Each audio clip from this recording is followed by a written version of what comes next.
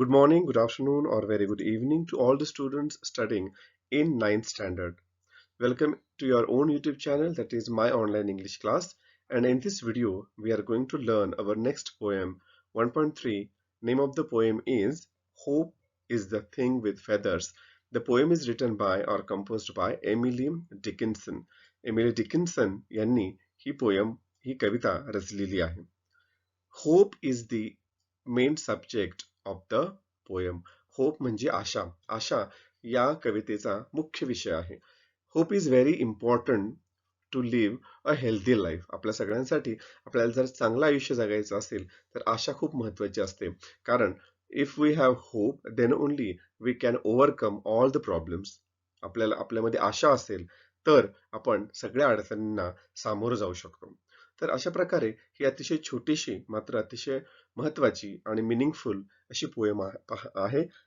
Before moving forward we will complete the warming up activity and the first is chit chat activity. chit chat activity मध्ये काय काय दिलं आपण बघूया. काही प्रश्न विचारलेत. Do you ever feel nervous? आपल्याला कधी उदास वाटतं का? Yes, sometimes I do feel nervous. बरोबर आहे. आपण प्रत्येक जण माणूस आहोत. आपल्याला प्रत्येकाला कधीतरी नाराज किंवा उदास वाटतं. Do you ever feel really depressed?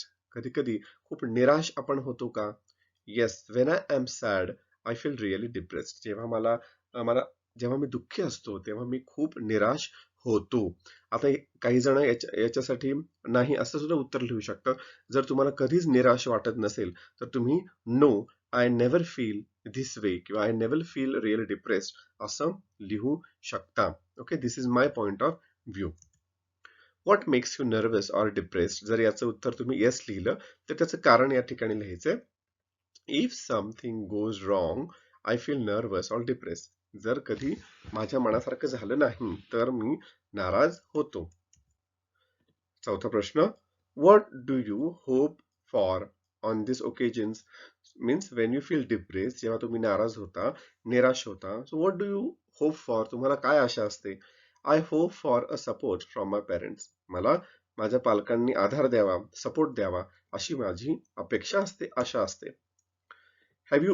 Have you hoped for something that you knew was difficult? अशा कशाची तुम्ही एखाद्या अशा गोष्टींची तुम्ही अपेक्षा केली आहे का किंवा आशा केली आहे का की जी अशक्य आहे किंवा खूप अवघड आहे? Yes, when I was child I hoped for going on a moon. जेव्हा मी छोटा होतो त्यावेळेला मी चंद्रावर जाणं माझी अपेक्षा होती किंवा माझं स्वप्न होतं. But that is very difficult. But at that time I was child and I did not know this. लहान असताना मला हे समजत नव्हतं, पण तशी माझी आशा किंवा अपेक्षा होती. पुढचा प्रश्न आहे, what do you have to do to fulfil your hopes? जर तुम्हाला एखादी अपेक्षा असेल, तुम्ही एखादी इच्छा मनात धरली, तुम्हाला कशी तरी आशा आहे, ती पूर्ण करण्यासाठी तुम्ही काय केलं पाहिजे? Yes, you are right. We have to work hard to fulfil our hopes. आपण आपल्या ज्या काही इच्छा आकांक्षा आहेत त्या पूर्ण करण्यासाठी कष्ट केले पाहिजेत. नाव the next activity in the warming up is the only ray of hope. आता या ऍक्टिव्हिटीमध्ये आपल्याला काही सिच्युएशन्स दिलेले आहेत. आपण ती सिच्युएशन बघायची आहे, ग्रुपमध्ये डिस्कशन करायचं आहे आणि त्या सिच्युएशन वरती जे काही आपल्याला लिहायला सांगितले ते लिहायचे. The first situation is a group of passengers are marooned on an island in the middle of the ocean. Marooned म्हणजे एकटे पडलेले आहेत, एकाकी आहेत.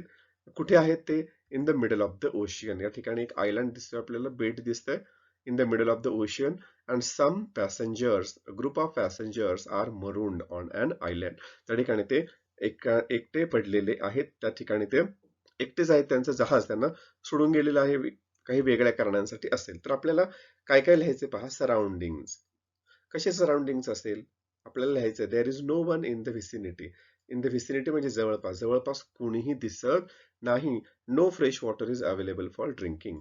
आणि या ठिकाणी सगळं खारट पाणी आहे. या ठिकाणी फ्रेश वॉटर, पिण्याजोगं पाणी कुठेही नाही.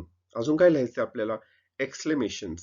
आपल्याला एक्सक्लेमेटरी सेंटेन्सेस लिहायचे. या ठिकाणी एक सेंटेन्स लिहिलंय, तुम्ही अशा प्रकारचे अनेक लिहू शकता. Oh no, we will never be able to return our homes. त्यातलं कोणीतरी म्हणतंय ओ नो, आता काही खरं नाही, आपण कधीही घरी जाऊ शकत नाही, कारण की त्या ठिकाणची जी परिस्थिती आहे त्यानुसार त्याला असं वाटतं त्या पॅसेंजरला की इथेच आपला शेवट होईल की काय.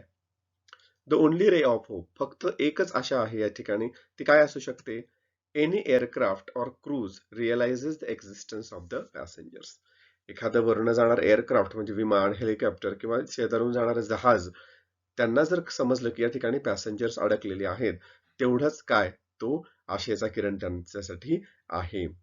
पुढे बघा, 5 things to take with you. समजा इथल्या पॅसेंजर्सला असं वाटलं की चला आता आपण काय करूया, मदत मागायला जाऊया, शोधूया काही आपल्याला मदत मिळते का. तर त्यांनी कोणत्या 5 गोष्टी आपल्यासोबत नेल्या पाहिजेत पहा. रेड क्लॉथ, लाल कापड, कारण की लाल रंग हा लांबून दिसतो, त्यामुळं कोणी एअरक्राफ्ट किंवा क्रूज जर असेल तर त्यांना त्यांचं अस्तित्व समजेल. ड्रिंकिंग वॉटर, या ठिकाणी सगळं खारट पाणी आहे आणि किती वेळ लागेल माहित नाही, त्यामुळे आपल्याजवळ पाणी पाहिजे पिण्याचं. कंपॉस, आपल्याकडे होका यंत्र पाहिजे, कारण की समुद्रामध्ये आपल्याला दिशा कळत नाही. टॉर्च पाहिजे, रात्र झाली तर आपल्याला रस्ता दिसण्यासाठी. आणि व्हिसल, जर आपल्याला लांब काहीतरी दिसलं, आपला आवाज पोहोचू नाही शकला, तर तरी आपण शिट्टी मारू शकतो, किंवा आपल्याला जर एखादं जंगली श्वापद दिसलं तर आपण शिट्टी वाजवून त्याला घाबरवून पळून लावू शकतो. Now the next situation is a group of pilgrims travelling on foot have lost there way in a thick jungle. Pilgrim म्हणजे यात्रेकरू, म्हणजे जे यात्रांना जातात ना, तीर्थयात्रांना जातात, दे आर पिलग्रिम्स. तर ते पायी जात आहेत, ऑन फूट म्हणजे पायी, आणि ते जंगलामध्ये आपला रस्ता चुकलेत, आणि that jungle is a thick jungle. घनदाट जंगलात ते त्यांचा रस्ता चुकलेत. सराउंडिंग कशी आहे? There are tall and big trees everywhere. Wild animals are making sounds in distant places. त्या ठिकाणी सगळीकडे घनदाट, खूप मोठी मोठी, प्रचंड मोठी मोठी झाडं आहेत, आणि लांब कुठेतरी जंगली श्वापदांचा, प्राण्यांचा आवाज येतोय. एक्सक्लेमेशन काय लिहू शकता तुम्ही या ठिकाणी? Oh my God, what a dangerous place. किती भयंकर जागा आहे. The only ray of hope, एकच आशा आहे. काय आशा आहे? They may come across any tribal person who will show them the way out of that forest. एखादा त्या ठिकाणी जंगलात राहणारे जे ट्रायबल असतात किंवा जमाती असतात, आदिवासी जमाती असतात, त्यातला कोणीतरी माणूस त्यांना सापडेल, त्यांना मदत करेल या जंगलातनं बाहेर जाण्यासाठी. इतर कोणताही मार्ग त्या ठिकाणी नाहीये. 5 things to take with you. काय 5 थिंग्स न्याल? अशाच प्रकारे जे बेटावर असताना तुम्ही न्याल, त्याच 5 वस्तू या ठिकाणी सुद्धा तुम्हाला लागतील. Then next situation. A team of players from an office have got down at the wrong place on a highway. At night it is a lonely spot. काही प्लेयर्स आहेत, खेळाडू आहेत, ऑफिसमधनं ते निघालेत, पण एका मोठ्या हायवेवरती ते चुकीच्या ठिकाणी आलेले आहेत, किंवा चुकीच्या ठिकाणी, टू गेट डाऊन म्हणजे उतरणे, खाली उतरलेत ते, कदाचित झोपलेले असतील, आणि अचानक त्यांना उतरवले गेलेलं आहे, पण ते चुकीच्या ठिकाणी उतरलेले आहेत. बऱ्याच वेळेला रात्री प्रवास करत असताना आपलं असं होतं की आपण चुकीच्या ठिकाणी उतरतो, आणि मग तिथून आपल्याला घरी जाण्यासाठी प्रचंड त्रास होतो. तर अशा ठिकाणी ते उतरलेले आहेत. पहा, this is a highway and this is a lonely place. त्यांना त्यांची गाडी जी होती ती सोडून निघून गेलेली आहे. आता तिथे काहीही नाही. सराउंडिंग कशा प्रकारे तुम्ही लिहू शकता? There is no one in the vicinity, no vehicle can be seen for a lift. Lift देण्यासाठी कोणतेही व्हेकल त्यांना जवळपास दिसत नाहीये.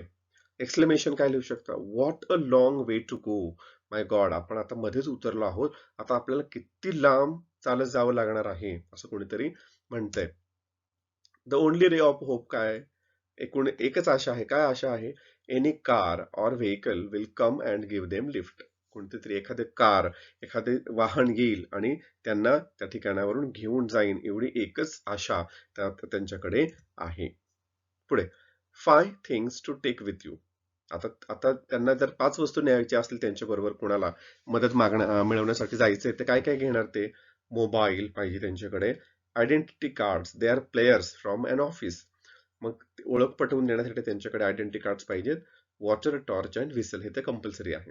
Okay, so these are different situations that we may face. आपल्याला सुद्धा अशा परिस्थितींना तोंड द्यावं लागतं, किंवा द्यावं लागणार आहे भविष्यामध्ये. तर या ठिकाणी एक महत्वाची गोष्ट आहे की the only ray of hope, कुठलीही कितीही कठीण परिस्थिती असली तरी त्यातनं मार्ग हा कोणता तरी मार्ग निघतोच, कोणती तरी आशा निर्माण होते. तर या ऍक्टिव्हिटी मधून आपल्याला याचं महत्व हे पटवून देण्यात आलेलं आहे. Now let us first read the poem aloud. You are going to read it aloud along with me. माझ्याबरोबर तुम्हीही मोठ्याने वाचणार आहात. And then we will see the detailed explanation by one stanza. Okay? So let us read. Hope is the thing with feathers that perches in the soul and sings the tune without the words and never stops at all. And sweetest in the gale is heard, and sore must be the storm that could abash the little bird that kept so many warm. I have heard it in the chillest land and on the strangest sea, yet never in extremity it asked a crumb of me. By Emily Dickinson.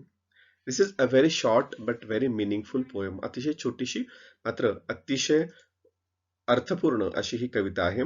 Now we will see the explanation from stanza to stanza. पहिला stanza आहे. Hope is the thing with feathers. The poet is saying that hope is like a bird. जसं आपलं मन एका ठिकाणावरून क्षणात पृथ्वीवर आहे तर क्षणात चंद्रावर सुद्धा जातं. तसंच hope is a thing with feathers. आपल्याला आशेचे पंख असतात, थोडक्यात असं म्हणूया आपण की त्या पंखांच्या द्वारे आपण उंच उंच भराऱ्या मारू शकतो, म्हणजे यशाची नवनवीन शिखरं गाठू शकतो. So hope is like a thing with feathers like a bird that can fly very high that perches in our soul. Soul means आपलं मन, आपला आत्मा. कुठे असते आशा? That is within our soul. It perches means it rests in our soul. It resides in our soul. आपल्या आत्म्यामध्ये, आपल्या मनामध्ये ही आशा असते. And sings the tune without the words and never stops at all. आपल्या मनाची कोणतीही भाषा नाहीये, आशेला कोणतेही शब्द नाहीयेत, कोणतीही भाषा त्याला नाहीये. It sings the tune without the words. ते शब्दांशिवाय आपलं गाणं चालू राहतं. And it never stops at all. जोपर्यंत मनुष्य जिवंत आहे तोपर्यंत आशा आपल्याला कधीही सोडू शकत नाही. किंबहुना hope is the only thing that we live for. आशेसाठीच आपण काय करत असतो? जगत असतो. If there is no hope then we cannot overcome the problems. आशा नसेल तर आपण कोणत्याही संकटातून बाहेर पडू शकणार नाही. We will become very nervous and we will go deep in to that condition. त्यामुळं आशा ही अतिशय महत्वाची आहे. And sweetest in the gale is heard. Gale म्हणजे storm with very strong wind किंवा वादळ म्हणूया आपण त्याला. And sweetest in the gale is heard. आणि जसे परिस्थिती कठीण असते त्या वेळेला, ज्या वेळेला परिस्थिती कठीण असते त्यावेळेला आपल्याला या आशेचं किंवा याचा आवाज जास्तच ऐकायला येतो. Because Wien the condition is normal, आपल्या मनामध्ये कुठलीही शंका नसते, कुठलेही प्रॉब्लेम्स नसतात. पण ज्या वेळेला एखादी कठीण परिस्थिती निर्माण होते त्यावेळेला मात्र आपल्या मनामधल्या या आशा काय होत असतात? पल्लवित होत असतात. अँड सोर must be the storm that कुड अबॅश द लिटल बर्ड. म्हणजे कितीही जोराचं वादळ असू द्यात, कितीही त्रास देणारं वादळ असू द्यात, म्हणजे किती मोठा प्रॉब्लेम असू द्यात. याचा अर्थ काय आहे? कितीही मोठा प्रॉब्लेम असू द्यात की ज्यामुळे इट कुड अबॅश द लिटल बर्ड, म्हणजे त्या छोट्याशा पक्षाला, म्हणजे जो आपण जे आहोत आपल्याला ते एकदम हलवून सोडेल असा एखादा मोठा तरी प्रॉब्लेम असला तरी देखील the hope it will keep so many warm. तरी कितीही संकट आली तरी आशा ही एक अशी गोष्ट आहे, होप अशी गोष्ट आहे की ती आपल्याला काय करेल? वॉर्म म्हणजे ऊब देईल. आपण कितीही संकटात असलो तरी एखादा आशेचा किरण जरी आपल्याला मिळाला तरी आपण काय करतो? लगेच नॉर्मल होतो, म्हणजे आपल्याला त्याचा आधार वाटतो. So in the same way hope will keep so many warm. I have heard it in the chillest land. हे जे काही the song of hope or the tune of hope, the poet is saying that she has heard the song of hope or the tune of hope in the chillest land. म्हणजे हाडं गोठवणाऱ्या थंडीमध्ये मी त्याचं गाणं ऐकलंय. And on the strangest sea. Strangest sea म्हणजे जसं आपण बघितलं की काही पॅसेंजर्स एखाद्या आयलंड वरती अडकलेले आहेत, काहीच ओळखीचं नाहीये.